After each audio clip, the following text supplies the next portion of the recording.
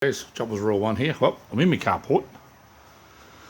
It's night time, so yeah, it's all good. I've been cleaning up a little bit, making a bit of room, doing a bit of building, as you can tell by the timber leaning up against there.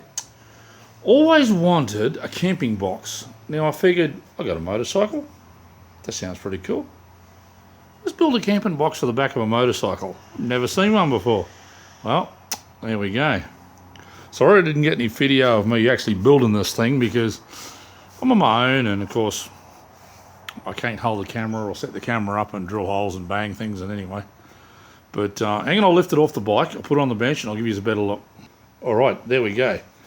As you can see, it's got two port hinges on the top, two latches. And I have yet to put the rope on it and make the shelves for the inside. But it's all hinged and seems to work alright. Looks up okay. There we go, all tightened up. Now I don't know about you guys, I've never ever seen a camping box on a motorbike before. So it fits on my carry rack, so that's not a great problem. Some of you guys might not know I ride a CBF 1000 Honda. There it is there. I like it, goes from zero to holy shit in no time.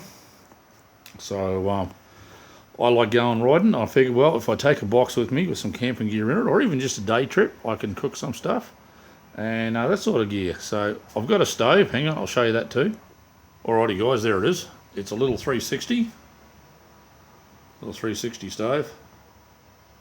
360 degrees is what it's called. Fits in a little tiny box. I know they've got a big gas cylinder, but I just wanted to try it, and I figured, well, I don't know how long the little ones will last. Well, you can buy the little tiny ones, little yay big ones are only, that big, but we'll see how we go with this one. It's really compact, this thing. It fits into that little tiny box there. So I've got to make some shelves and everything for this thing, so I'll get around to it and set it all up. And when I start making the shelves, I'll see if I can get I'll make a camera mount and see if I can get the mount ready, and that way you guys can see what I'm doing and watch what I'm doing on the video so I can make some mounts. Alright guys, that's it for the time being. Bye for now.